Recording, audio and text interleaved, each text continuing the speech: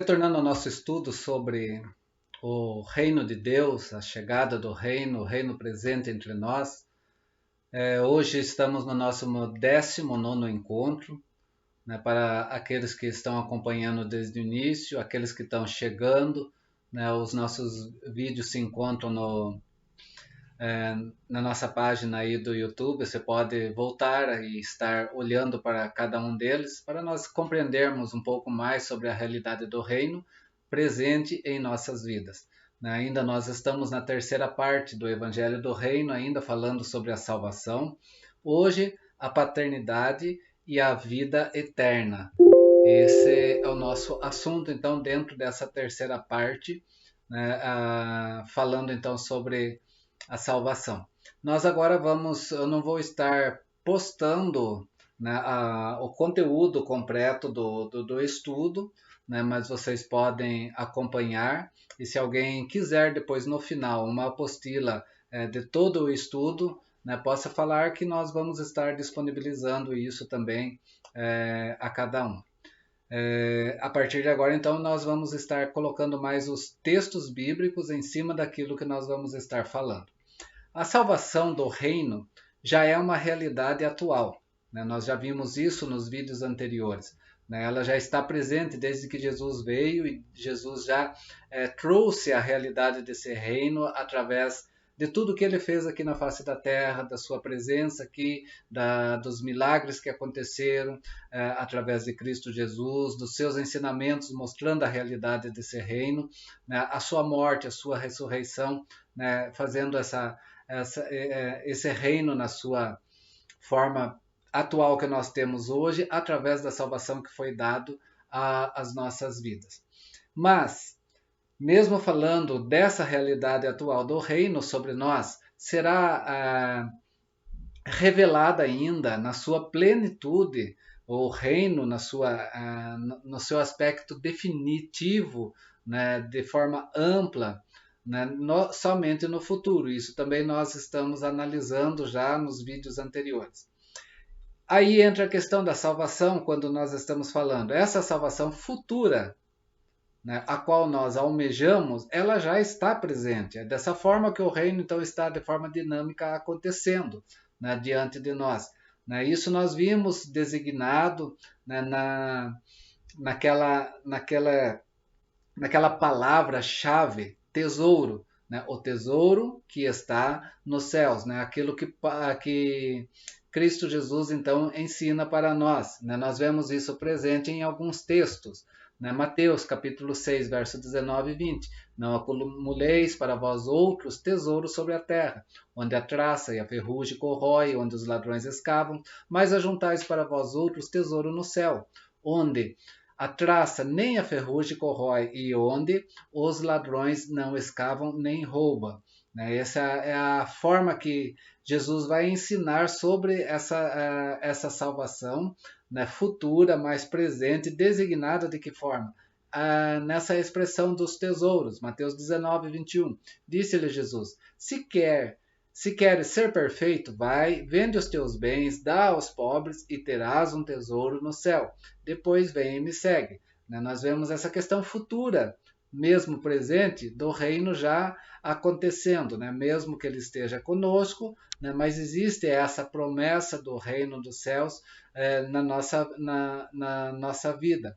Né? E vemos ainda Lucas capítulo 12, verso 33, Jesus ainda no seu ensinamento falando, né, vendei todos os vossos bens, dai esmolas, fazei para vós outros bolsas que não desgastem, tesouro inextinguível nos céus, onde não chega o ladrão, nem a traça consome. O que Jesus está dizendo? Por mais que a nossa vida aqui na terra já esteja presente o reino, nós sabemos que ele se completará em nós quando novos céus e nova terra vier a acontecer, né, de forma plena. Então, o que nós precisamos é fazer o que? Nesse período que nós estamos na terra, nós temos que olhar a nossa vida nessa amplitude do reino, nessa questão atual, mas futura do reino, né, e fazendo com que a nossa vida não seja tão somente aqui na Terra, mas nós precisamos, mesmo vivendo aqui na Terra, coisas básicas que precisamos fazer acontecer nas nossas vidas,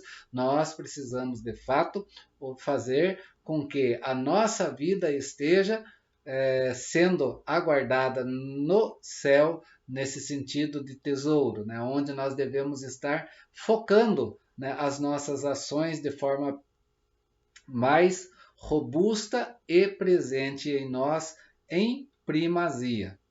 Essa salvação futura, então, está o quê? Sendo designada dessa forma, tesouros que estão nos céus. A grande salvação vindoura merece, então, nossa dedicação total, como nos ensina as parábolas do tesouro e a parábola da pérola. Né? Mateus capítulo 13, verso 4 a 46 diz assim: o reino dos céus é semelhante a um tesouro oculto no campo, o qual certo homem, tendo-o achado, o escondeu, e transbordante de alegria, vai, vende tudo o que tem e compra aquele campo.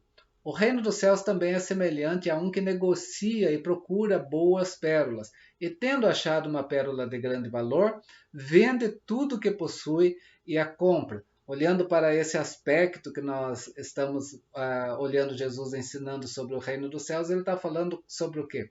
Ele está falando mais sobre a nossa vida aqui na eternidade, aquilo que nós devemos fazer, né? Não nos apegarmos a esse transitório, não nos apegarmos apenas e tão somente à terra, mas nós temos que fazer o quê? Nós temos que olhar para aquilo que é mais amplo, né? O reino dos céus. Né? Por isso que tanto o tesouro oculto quanto a pérola de grande valor, o que faz as pessoas? Vendem tudo que está na terra, deixa tudo que está na terra para focar o que naquilo que é eterno, né? Não apenas naquilo que é momentâneo, né? Que é acumular, né, nos céus. 1 Pedro capítulo 1, verso 4 e 5. Uma herança, né, que nós devemos ter e aguardar, não olhar para heranças, né, que é transitórias aqui da terra, somente para a terra, na vida terrena, mas uma herança incorruptível, sem mácula, inacessível, reservada nos céus, para vós outros, que sois o quê? Guardados pelo poder de Deus mediante a fé para a salvação preparada para revelar-se no último tempo, né? Esse reino na sua plenitude que há de acontecer. Salvação já temos, mas vai se revelar no último tempo, né? Essa realidade plena que nós vemos aqui no texto, então, falando para nós. Então, a grande salvação vindoura merece de nós o quê? Merece de nós, então, né,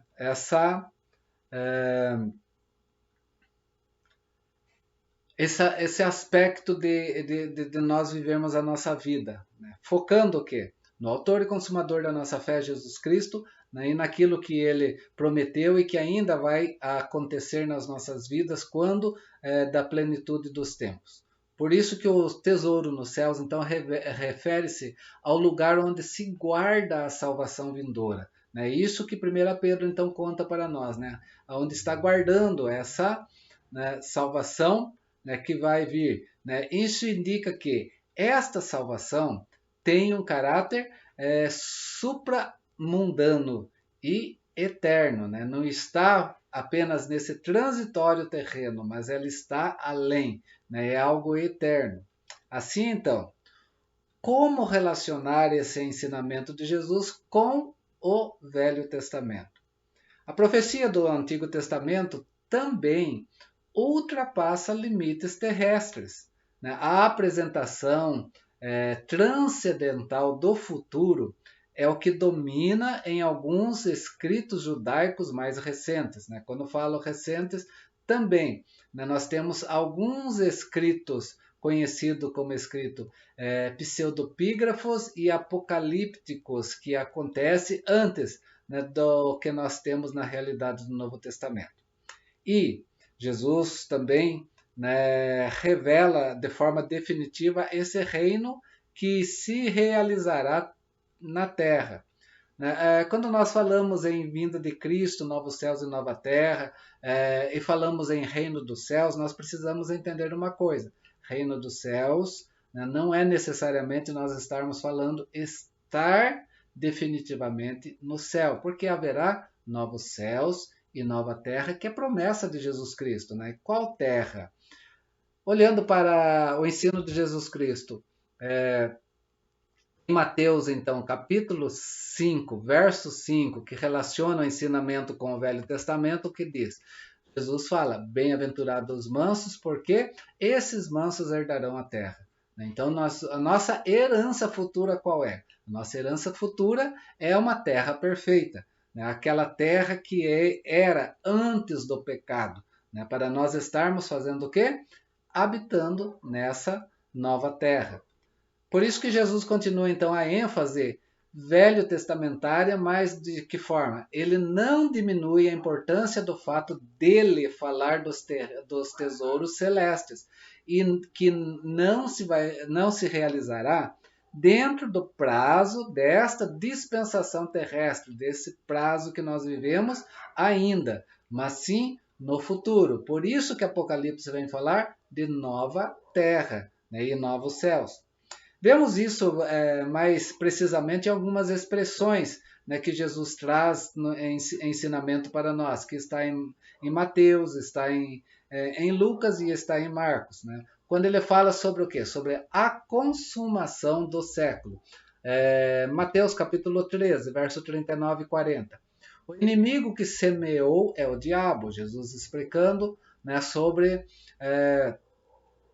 o joio no meio do trigo. E ele fala que o inimigo que semeou é o diabo. A ceifa é a consumação dos séculos. Né? Às vezes nós queremos fazer a ceifa agora. Né? A ceifa será na consumação dos séculos, feita por quem? Por Jesus Cristo. É Ele que separa, né, o joio do trigo. É Ele que separa os bodes das ovelhas. É Ele que faz a separação. E às vezes nós queremos fazer algo hoje, que ainda estamos nesse transitório, aguardando ainda a consumação do século. E Jesus está sendo bem claro quando ele ensina: a ceifa é a consumação dos séculos e os ceifeiros são os anjos.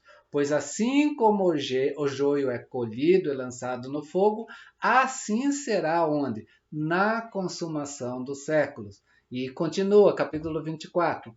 No Monte das Oliveiras, achava-se Jesus assentado. Quando se aproximaram deles os discípulos, em particular, eles pediram: dize-nos, quando sucederão estas coisas? Mateus 24, Jesus está falando sobre uma realidade futura, apocalíptica, que iria acontecer. E os discípulos chegam para ele e perguntam: quando vai acontecer isso? Né? E Mateus 24 está naquela conversa de Jesus, quando os discípulos chamaram a atenção de Jesus, está lá no primeiro versículo do capítulo 24, falando sobre o templo. Olha que beleza, né? Essas estruturas, essas colunas, e Jesus fala: não ficará pedra sobre pedra que não seja derribada, né? Quando ele fala sobre sua morte e ressurreição e a realidade do reino presente e a realidade da consumação sobre todas as coisas, quando ele fala sobre o que irá acontecer, quando ele fala sobre as dores que ainda iriam acontecer na face da terra, que ainda eram os princípios, que depois ainda haveria a consumação.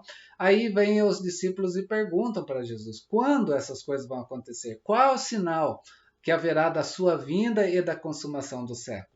Eles têm essa necessidade dentro deles de querer saber sobre essa questão futura. Mateus 28. Jesus vai dizer de forma bem tranquila, quando ele faz o quê? A sua chamada grande comissão, né, para a vida da igreja, explicando e mostrando naquele momento que ainda não iria ser a consumação dos séculos presente. Ele diz: eis que estou convosco todos os dias até a consumação do século. E aí ele fala: vão, né, ensinem, batizem, né, façam novos discípulos para o meu reino, né? Jesus vai dizer isso. E quando ele fala: eu vou estar convosco aqui em Mateus 28, né? Jesus, na verdade, ele está falando sobre aquilo que Mateus capítulo 1 já diz sobre ele, que o seu nome seria Emanuel. Emanuel quer dizer Deus conosco. E Jesus volta a reafirmar isso que Mateus vem trazer bem tranquilo aqui, porque ele começa dizendo do Deus conosco e ele fala de um Deus presente após Jesus subir ao céu. Né? Estarei convosco todos os dias até a consumação do século. Na consumação do século, então, entendendo essa expressão do reino na sua totalidade que ainda vai acontecer. Outra expressão com relação ao reino que Jesus ensina é sobre a regeneração. Isso nós também vemos em Mateus capítulo 19, verso 28, uma resposta que Jesus dá quando ele é indagado, e a resposta diz assim: em verdade vos digo que vós, os que me seguistes, quando na regeneração, ele não fala que era naquele momento, a regeneração iria acontecer ainda. O Filho do Homem se assentar no trono da sua glória. Também vos assentarei em 12 tronos para julgar as 12 tribos de Israel. Quando o julgamento? Julgamento final. Nesse julgamento final, Jesus vai se assentar, né, no seu trono de juízo para que ele faça o juízo, para que ele entregue, né, ao Pai, né, consuma todas as coisas, entregando ao Pai que está sentado no trono e governando sobre todas as coisas. Né? É por isso que Apocalipse fala lá na revelação de Jesus Cristo, o próprio Cristo mostrando que ele está em pé ao lado do Pai ainda, ou assentado quer dizer estar ao lado do Pai, né? Porque ele ainda está terminando todo esse projeto de Deus, da história salvífica, que ainda está acontecendo até que a plenitude do reino venha sobre nós. Mateus 19, Jesus também vai falar sobre o seu reino, usando também essa mesma expressão da regeneração. Em Lucas 22, verso 30, sobre o seu reino, quando Jesus diz assim: assim como meu Pai me confiou um reino, eu vou-lo confio, para que comais e bebais à minha mesa no meu reino, e vos assentarei em tronos para julgardes as 12 tribos de Israel. Nesse julgamento final que nós temos ali, falando Mateus 19. Agora Jesus falando essa realidade. Por que desse julgamento também? E quem vai estar nesse julgamento? Nós que já fazemos parte desse reino, estaremos com Cristo julgando todas as coisas. Assim como o Pai confiou o reino a ele, ele também confiaria a sua igreja para nós estarmos juntos com ele nesse momento, julgando todas as coisas, para que possa ele entregar o reino na sua plenitude, na presença do Pai. O reino, então. Marcos ainda, capítulo 10, verso 30 e 31. Tornou Jesus: em verdade vos digo que ninguém há que tenha deixado casa, ou irmão, ou irmãs, ou mãe, ou pai, ou filhos, ou campos, por amor de mim e por amor do Evangelho, que não receba já no presente o centuplo de casas, irmãos, irmãs, mães, filhos e campos, com perseguições e no mundo por vir a vida eterna. Então nós temos aqui o quê? Nós temos o presente, mas Jesus leva o foco para o mundo por vir, quando se receberá o quê? Nesse mundo por vir, nessa consumação dos séculos, nesse juízo, a vida eterna. É isso que Jesus traz então para as nossas vidas. Logo, meus queridos, a salvação futura, então, é designada por várias expressões, e expressões o quê? Globais, expressões amplas, né? Mas todas essas expressões nos indicam que a salvação do reino, já na sua plenitude, será recebida somente quando? Na sua plenitude, o reino será recebido somente no futuro. Claro que essa salvação, né, essa salvação futura, se inicia quando? Na ressurreição dos mortos. Né? Como que nós vemos isso, essa salvação futura reiniciando na ressurreição dos mortos? Mateus 22, 23 a 33. É um texto longo, mas olha só. Jesus conversando com os saduceus. Os saduceus eram aqueles que não criam na ressurreição. Nesse sentido, eles eram materialistas. A vida para eles era só no aqui e agora. Eles não criam em anjos, nos seres espirituais. Né? Eles eram mais carnais mesmo, apenas olhando para esse momento. Eles se aproximam de Jesus, alguns deles, e dizem para Jesus o quê? Não há ressurreição. E vão perguntar: Mestre, Moisés disse: se alguém morrer, não tendo filhos, nem irmãos, nem seu irmão casará com a viúva e suscitará descendente ao falecido. Ora, havia entre nós 7 irmãos. O primeiro, tendo casado, morreu, e não tendo descendência, deixou sua mulher a seu irmão. O mesmo sucedeu com o segundo, com o terceiro, até o sétimo. Depois de todos eles, morreu também a mulher. Portanto, na ressurreição, lembrando que os saduceus não acreditam na ressurreição, eles estão tentando Jesus, a fazer Jesus cair em contradição, eles dizem: portanto, na ressurreição, de qual dos 7 será ela esposa? Porque todos a desposaram. Olha a resposta de Jesus: errais não conhecendo as Escrituras nem o poder de Deus. Por quê? E aí Jesus chama a ressurreição na realidade dos seres espirituais que os saduceus também não criam. Porque na ressurreição nem casam, nem se dão em casamento. São, porém, como os anjos do céu. E quanto à ressurreição dos mortos, não tende lidos o que Deus vos declarou? Eu sou Deus. E aí Jesus chama a atenção naquilo que é a declaração de Deus, Deus falando sobre quem? O Deus de Abraão, o Deus de Isaac e o Deus de Jacó. Ele não é Deus de mortos. Logo, Abraão, Isaac, Jacó, Jesus está dizendo, vive. Né? Porque Deus não é Deus de mortos e sim de vivos. Ouvindo isso, as multidões se maravilharam da sua doutrina. Então, nós vemos aqui essa expressão que Jesus falando então sobre o quê? Sobre uma vida eterna, né? E essa vida eterna acontece aonde? Na ressurreição dos mortos ou na ressurreição dos justos, né? Segundo Lucas capítulo 14, verso 12 a 14. Disse também aos que o haviam convidado: quando deres um jantar ou uma ceia, não convides os teus amigos, nem os teus irmãos, nem os teus parentes, nem os teus vizinhos ricos, para que não suceda que eles, por sua vez, te convidem e sejas recompensado. Antes, ao dares um jantar, convida os pobres, os aleijados, os coxos e os cegos.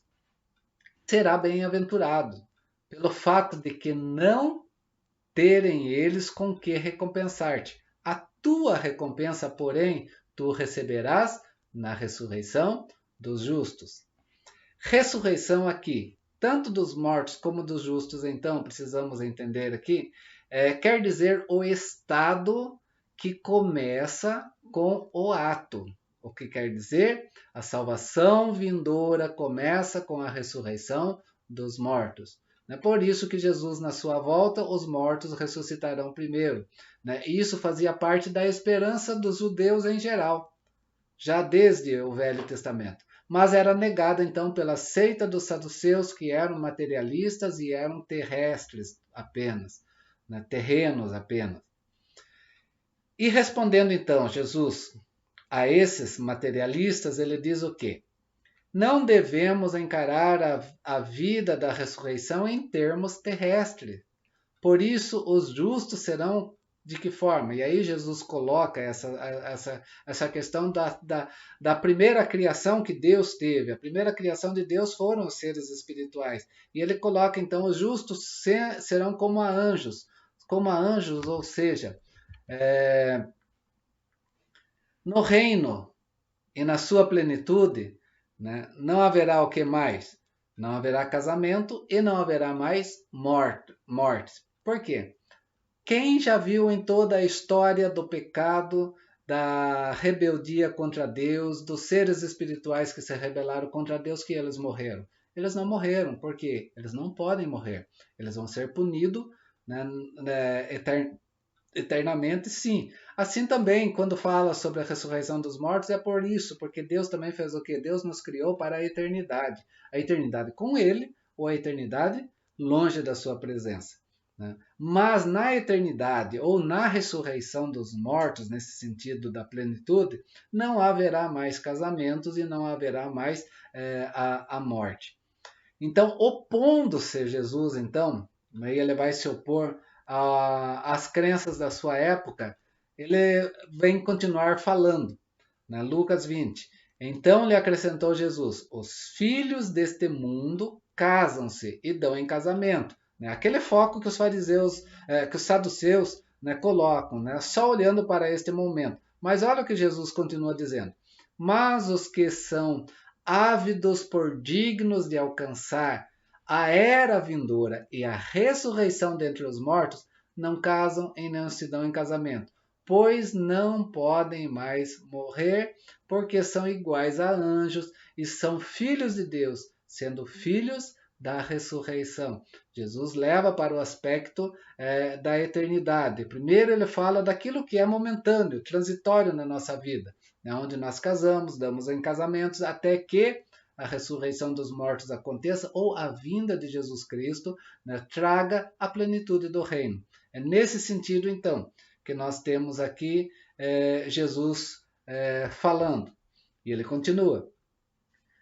E que os mortos hão de ressuscitar. Moisés o indicou no trecho referente à sarça, quando chama ao Senhor de o Deus de Abraão, o Deus de Isaque, o Deus de Jacó. Ora, Deus não é Deus de mortos e sim de vivos, porque para eles todos vivem. Então vamos pensar bem nisso quando olhamos para o aspecto do reino de Deus. Nós fomos feitos para a eternidade. A grande questão é, aonde vamos estar nessa eternidade? Qual o tesouro que nós estamos construindo aqui na Terra? Para quem será? Essa é a questão. Será a eternidade com Cristo? Será a eternidade longe da presença de Deus? Então, nós vemos uma oposição de algumas crenças da época, principalmente dos saduceus. Jesus então dá ênfase o quê? Numa comunhão com Deus, né? E essa comunhão com Deus é central na vida da ressurreição, né? Nós precisamos ter comunhão com Deus olhando para esse aspecto futuro, né, que nós temos, não apenas nesse aspecto transitório desta vida. Além de falar então da natureza desta vida, Jesus afirma o fato da ressurreição e ele vai citar o quê? Vai citar as escrituras, Mateus capítulo 22, 31 e 32, que tem a ver com o Velho Testamento, quando ele diz: e quanto à ressurreição dos mortos, não tendem lido o que Deus vos declarou: eu sou o Deus de Abraão, de Isaque e o Deus de Jacó. Ele não é Deus de mortos, e sim de vivos. Olha o que Êxodo já dizia no capítulo 3, verso 5, na primeira parte, e verso 6. Deus continuou. Deus falando com quem? Com Moisés. Ele diz o quê? Eu sou o Deus de teu pai, o Deus de Abraão, o Deus de Isaque e o Deus de Jacó. Moisés escondeu o seu rosto porque temeu olhar para Deus, né? Mas quando Jesus traz essa expressão, ele está falando daquilo que o Velho Testamento já Deus se apresenta a Moisés dizendo que ele era o Deus de Abraão, o Deus de Isaac, o Deus de Jacó. Não era só para a questão de lembrança, de memória, mas ele estava falando de quem vive, né? Eu sou o Deus de Abraão, de Isaac, de Jacó, que vivem. Né? E no último dia vamos estar todos juntos. É nessa expressão que Jesus está colocando, com relação ao seu reino, né? O reino de Deus através da ressurreição dos mortos. Então nós temos essa expressão. Se Deus é Deus de Abraão, se Deus é Deus de Isaac e de Jacó, se ele é o Deus de vivo, tem que haver a ressurreição dos mortos. Né? Senão seria contraditório tudo que Jesus ensinou. Aí que os saduceus queriam que Jesus entrasse em contradição e Jesus não entrou. E Jesus mostrou a realidade que esses homens não entendiam. Deus é poderoso. Né? O fato que está levando em conta aquilo que os saduceus não estavam olhando. O poder de Deus aqui não se refere a algum tributo eterno, mas o que? Aquele poder ativo ao ao serviço do reino de Deus, conduzindo tudo para onde? Para a consumação. Né? Não é apenas para esse momento. Mateus capítulo 6, verso 13. E não nos deixeis cair em tentação, mas livrar-nos do mal. Por quê? Pois teu é o reino, o poder e a glória para sempre. Questão da eternidade. O fato, então, de Deus ser Deus de vivos implica no quê? Implica na restauração do corpo. Por isso a mordomia do corpo é necessária também agora, porque esse corpo, mesmo que volte ao pó, ele há de ressuscitar. Ele vai ressuscitar para a glória, ou ele vai ressuscitar para a vergonha eterna. A ressurreição do corpo, então, é implícita em todo esse conceito do Novo Testamento, né? Encarado também em termos do quê? De alma e de corpo, né? Alma, psique, né? O ser pensante que nós somos. Quando Deus fez o ser humano, ele soprou sobre ele, né, o seu espírito, esse ser humano tornou-se alma vivente, né? A alma que está no corpo, né? Que, embora seja transitório agora por causa do pecado, morreremos até que Cristo venha, mas esse corpo será ressuscitado de novo para que a alma nele, né, possa estar naquele julgamento final. Deus, então, é Deus de vivos. Então, como será a vida depois da ressurreição? Jesus diz que se destaca no quê? Na comunhão graciosa, da qual Deus, então, fará o seu povo participar.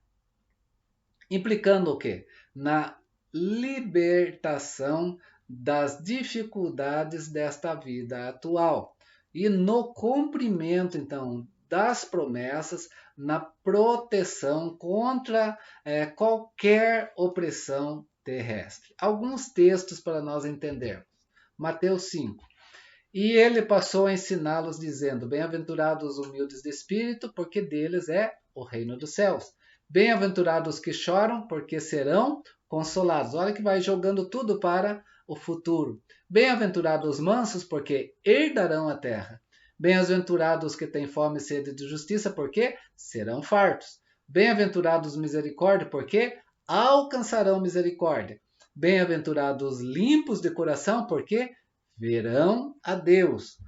Bem-aventurados os pacificadores, porque serão chamados filhos de Deus. Bem-aventurados os perseguidos por causa da justiça, porque deles é o reino dos céus na sua plenitude. Bem-aventurados sois quando por minha causa vos injuriares e vos perseguirem, mentindo, disserem todo mal contra vós no agora. Regozijai-vos, exultais, porque é grande o vosso galardão nos céus, pois assim perseguiram os profetas que vieram antes de vós. Mateus 8. Digo-vos que muitos virão do Oriente e do Ocidente e tomarão lugares à mesa com Abraão, Isaque e Jacó, aonde? No reino dos céus. Mateus 10. Sereis odiado de todos por causa do meu nome. Aquele, porém, que perseverar até o fim, será salvo. Salvação definitiva a concretizar-se. Mateus 13. Então, os justos resplandecerão como o sol no reino do seu Pai. Quem tem ouvidos para ouvir, ouça. Mateus 16. Porquanto, quem quiser salvar a sua vida, perdê-la-á. E quem perder a sua vida por minha causa, achá-la-á. Mateus 19. Jesus lhe respondeu: Em verdade vos digo que vós, os que me seguistes, quando na regeneração o Filho do Homem se assentar no trono, na sua glória, também vos assentarei em 12 tronos para julgar as 12 tribos de Israel. Nós vemos esses textos aqui falando sempre apontando para o futuro. Mateus 26. E digo-vos que desta hora em diante não bebereis deste fruto da videira até aquele dia em que hei de beber novo convosco no reino do meu Pai. Por mais que a salvação então seja atual, né, ela é futura. por mais que nós vivamos e morramos aqui na terra até que Cristo volte, né, a concretização da salvação vai estar no futuro. É isso que nós vemos aqui com a ressurreição dos mortos, aonde acontece então, né, a plenitude do reino. A ressurreição dos mortos, então, nós precisamos entender por quê. A salvação vindoura, ela vai abranger, então, não somente nossas vidas, mas ela vai abranger também a terra, onde Deus revelará o seu reino glorioso. É por isso que Romanos, capítulo 8, ele vai falar que esta natureza aguarda hoje gemendo ou quando se revelará o quê? Os filhos de Deus. Quando os filhos de Deus se revelar, até a natureza aguarda, porque a natureza está amaldiçoada por causa do pecado. Mas a partir do momento em que o juízo, o julgamento vem, né, essa natureza vai estar novamente regenerada também, restaurada àquilo que era anteriormente. Por isso, nova terra. Né? Onde Deus vai fazer o quê? Vai revelar o seu reino glorioso. Olha o que diz o salmista no Salmo 37. Os mansos herdarão a terra e se deleitarão com abundância de paz. Qual terra? Esta ou a terra que virá junto com os novos céus? Isaías 60, 21. Todos os do teu povo serão justos, para sempre herdarão a terra, serão renovos por mim plantados, obra das minhas mãos, para que eu seja glorificado. Olhando aqui para o que o Velho Testamento já aguardava e já apontava, mostrando para a realidade futura da plenitude do reino, nós vamos estar numa nova terra. Nós iremos ao céu, sim, para as bodas do Cordeiro. Nós estaremos, sim, junto com Cristo, para celebrar, para estar também junto com Cristo julgando todas as coisas, sim, mas nós voltaremos a viver numa terra perfeita. É isso que precisamos também compreender. Isso vai estar no estudo que eu vou começar paralelo falando sobre o livro do Apocalipse.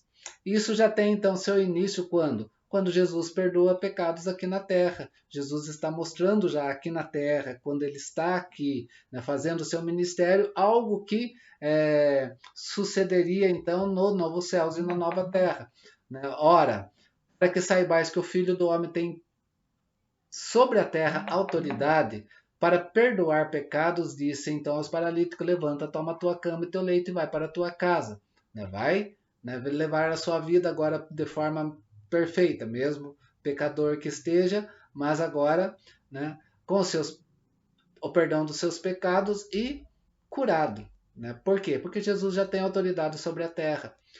Mateus capítulo 6, venha o teu reino, faça-se a tua vontade onde? Na terra como nos céus. Mateus 28, Jesus aproximou-se dizendo, toda a autoridade me foi dada onde? No céu e também na terra. Jesus tem autoridade sobre a terra. Mas a consumação ainda era futura. Quando Jesus fala sobre essa terra, a qual ele está falando que ele tem autoridade, ele também ainda fala sobre algo futuro que iria acontecer. Isaías, já o profeta no passado, já estava falando sobre isso, tanto ele quanto Daniel. Isaías 65, pois eis que eu crio, Deus falando, novos céus e nova terra, e não haverá lembrança das coisas passadas, jamais haverá memória delas. Aquilo que Apocalipse vai falar sobre novos céus e nova terra, onde não há choro, não há dor, onde todas as coisas passou, porque a morte já não existe. Já era algo prometido em Isaías. E quem está falando lá em Apocalipse? É Jesus, porque o livro é dele, revelação de Jesus Cristo. Isaías 66, porque como os novos céus e a nova terra hei de fazer, estarão diante de mim, diz o Senhor, assim há de estar a vossa posteridade e o vosso nome. Mais uma vez, levando para a questão dessa realidade futura. Daniel 7. Foi-lhe dado domínio e glória e o reino para que os povos, nações e homens de todas as línguas o servissem. O seu domínio é domínio eterno, que não passará, e o seu reino jamais será destruído. E esse reino tem também esse aspecto de uma nova terra que virá para os seus, né? Para Jesus estar com os seus. Quando a salvação do reino também abrangerá então o quê? Essa totalidade também em relação à terra. A respeito dessa salvação ainda, há uma palavra que resume tudo. Essa palavra se chama vida. Mateus vem falar sobre isso, capítulo 7, porque estreita é a porta e apertado o caminho que conduz para o quê? Para a vida, falando sobre salvação. E são poucos os que acertam com elas. Né? Nós vemos isso, Mateus ainda, 18.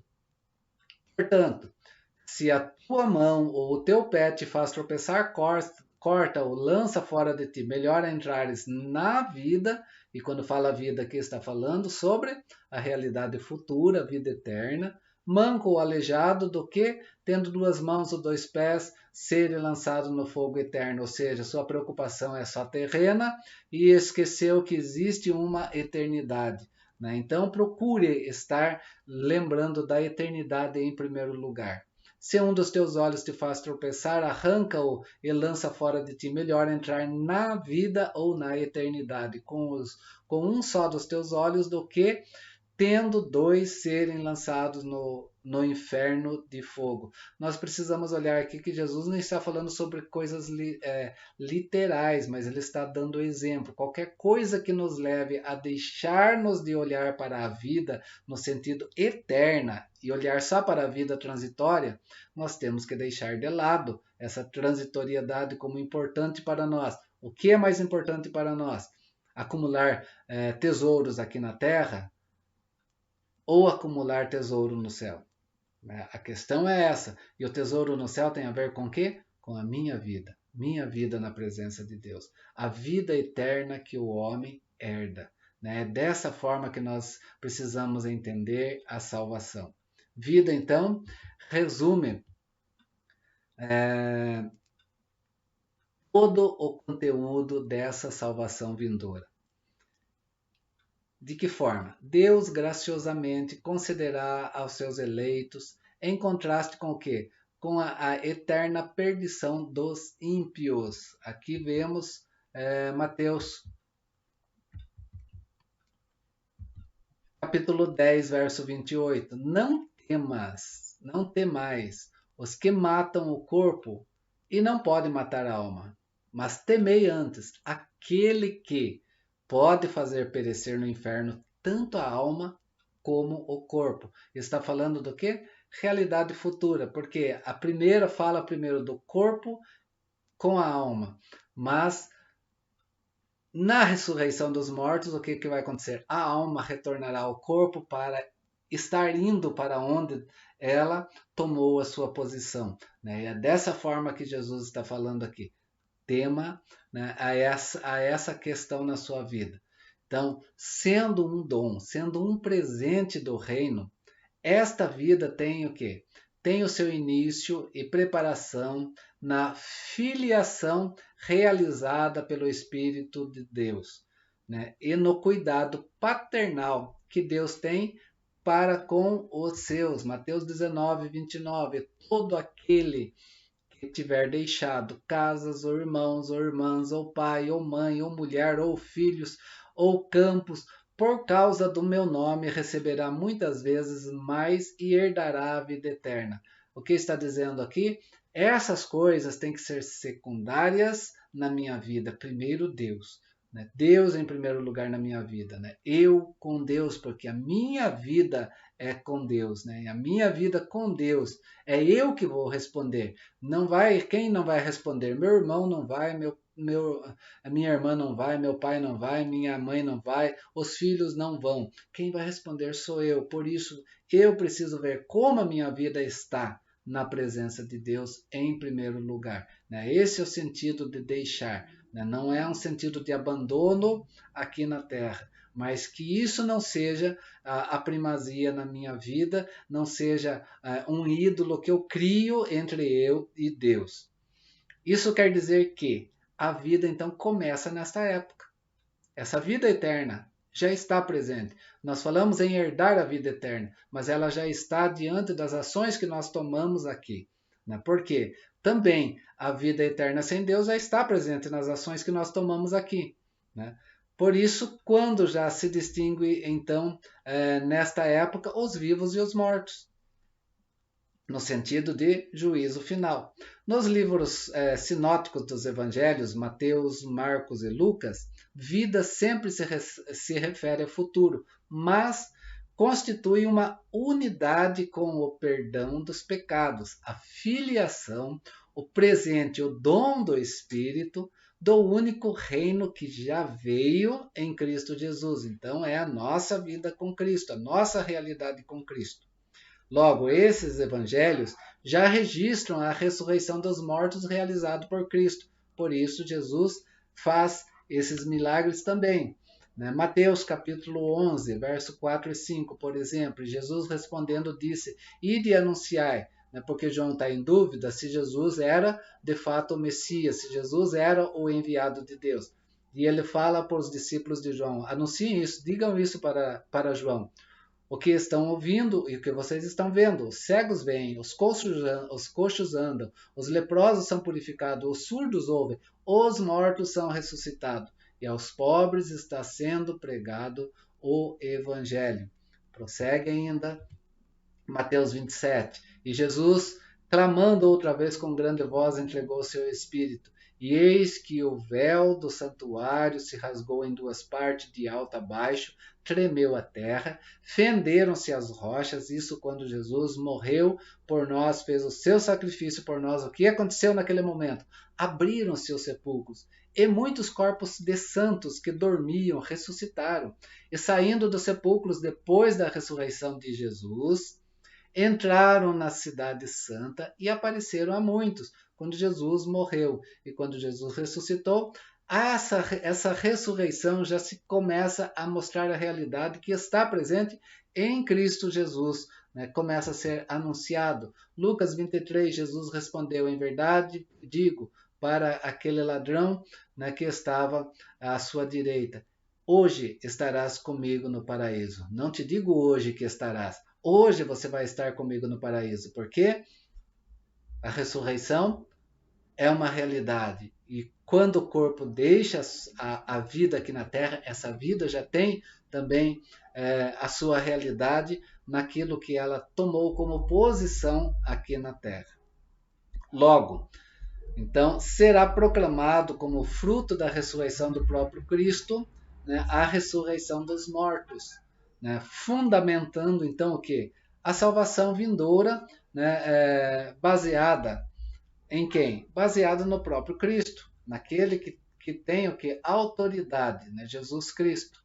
Mateus 23, 45, ele tem autoridade. Jesus respondeu, estarás comigo no paraíso. Né? Isso quem diz é aquele que venceu a morte, é aquele que tem a morte sobre suas mãos, é aquele que traz vida a todos. Entre a morte dos cristãos e a ressurreição geral, então, existe uma situação que pode ser caracterizada em termos de salvação. Crença esta que era comum entre os judeus, que vemos isso na parábola do rico e de Lázaro, que está em Lucas capítulo 16, verso 19 em diante, né, que nós vemos que já era algo compreendido entre os judeus. Com Cristo, então, meus queridos, o cristão está logo após a morte. Para os seus, Cristo significa salvação, no período, então, entre a morte e a ressurreição. Salvação aqui, e aqueles que morrem já estão com Cristo. Aqueles que receberam essa tão grande salvação aqui. Cristo, então, significa a salvação na sua plenitude, recebida no futuro, começando na ressurreição, essa salvação vindoura, então, do reino que abrange até a própria terra, como nós já vimos em Mateus capítulo 6. Não acumuleis para vós outros tesouros sobre a terra, onde a traça e a ferrugem corrói, onde os ladrões escavam, mas ajuntai para vós outros tesouros nos céus, onde a traça nem a ferrugem corrói, onde os ladrões não escavam nem roubam. Porque onde está o teu tesouro, aí está teu coração. né? Aí é a tua opção, onde você tem olhado, onde que você tem colocado a sua esperança futura, a sua esperança escatológica, a sua esperança na eternidade. Onde você coloca está o teu coração, ok? É isso então que nós vemos nesse sentido da salvação que nós encontramos em Cristo Jesus. Próxima aula, a salvação como cumprimento da vontade do Pai. Ok? Nós falaremos sobre isso então na próxima aula. Que Deus abençoe a sua vida, né? Esteja refletindo bem sobre isso, porque isso tem a ver com o que eu tomo de decisão aqui, aquilo que você toma de decisão aqui, que vai refletir para sempre. Não é para um momento aqui, é para sempre. Reino de Deus, né? Que está presente entre nós, salvação que está presente entre nós, que acontecerá o reino na plenitude e a vida eterna com Cristo, né? Para aqueles que estão no seu reino hoje e têm o seu reino como primazia.